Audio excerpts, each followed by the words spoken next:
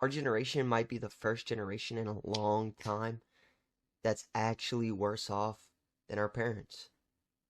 This would help me so much. If you enjoyed the video, make sure you like, subscribe, and give me a comment down below, because this is the best way to help push out this content. What are you actually standing on?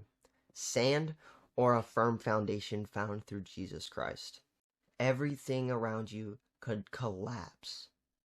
At the end of the day, systems rise and systems fall. So I want to read this little verse, and I hope it puts a little bit of fire into your heart. Revelation 3 verses 3. Remember then what you received and heard, keep it and repent. If you will not wake up, I will come like a thief, and you will not know or what hour I will come against you. Yet you still have a few names in Sardis, people who have not sold their garments, and they will walk with me in white, for they are worthy. And it makes you realize that there is a deeper, more spiritual world that you can get involved in today. You need to give your life to Christ and put your trust in Him completely. That's how I live today. Now, if they can all shift, it makes you ask, is that really what we were supposed to be relying on in the first place? Money, government, the economy. It forces every single logical person to ask one question. What are we really relying on? When everything feels unstable, money, the system, the future, and maybe this is where it all connects. This is the most important part of the video right now. So, although the system does create pressure on us, we also add to that pressure through our demands. And easy credit makes everything worse. Social media pushes this lifestyle that, let's be real, none of y'all can afford and neither can they. We live in a system of constant spending and short-term thinking. It's not just the system. And here's also the part that people just don't like to hear. And it's not a conspiracy. Like, lobbyist groups are very serious, and especially foreign lobby groups like APAC. So when the same industries that are profiting off of this huge crisis that we're in right now are the same ones paying these politicians to vote on behalf of them and the people, it gets kind of serious. So they rely on different people to fund them through things called lobbying. Campaigns for politicians are uber expensive. Simple. Money influences decisions. So why doesn't anything really change?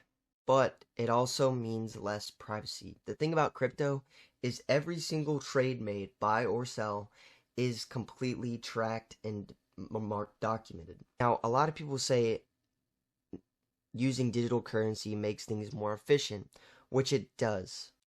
Or you can change how the system works, which is exactly what I think is going to happen with digital currency.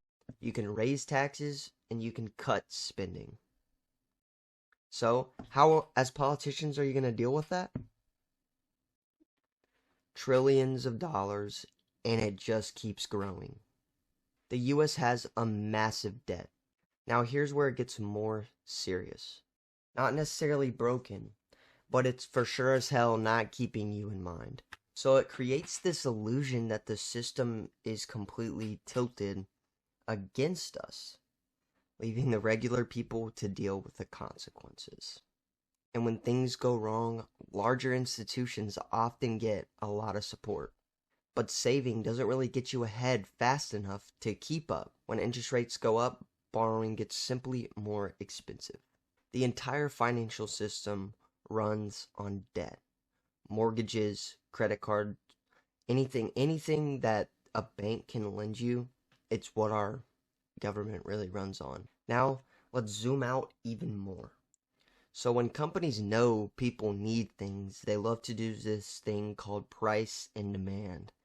They increase the price to put more money in their pockets, which not necessarily is a bad thing. That's really what America was founded on, just like personal wealth and being able to build wealth.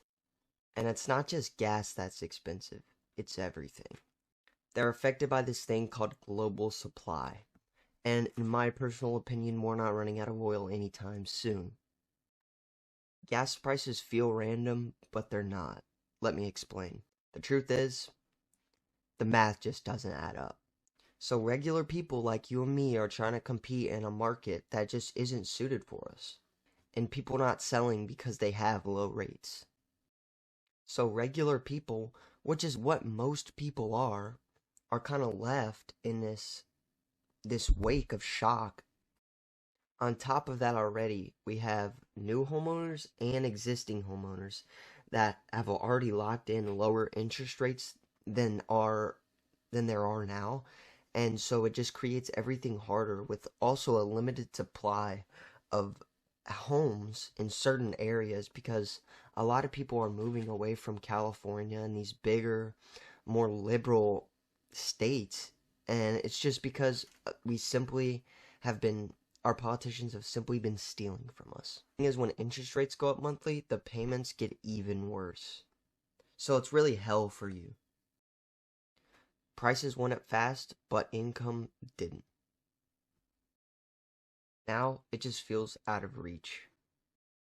Buying a home used to be something normal people could do. So we ask ourselves, is the system broken or are we just falling behind? It's not just in your head. The gap between what things cost and what you're earning is just getting bigger and bigger each day. But the thing is, wages haven't kept up. So if you're making a little bit more than you were, you're still behind, unfortunately. Even basic things feel expensive. Rent is going up like crazy. Groceries cost more than they ever have. But wages haven't kept up, which is how a growing economy is supposed to be. It's supposed to be influx in price, and then shortly after, there is a price increase in the pay wages. Let's start with the obvious. Everything is more expensive. So the reason I made this video is to show y'all what's really going on through my perspective as a Christian male. I mean, buying a house is completely impossible for anyone under the age of 35. I mean, for God's sake, buying a house is expensive, gas is through the roof, and don't even get me started on how everything just costs more. You can work hard, do everything right to the best of your ability, and still be behind.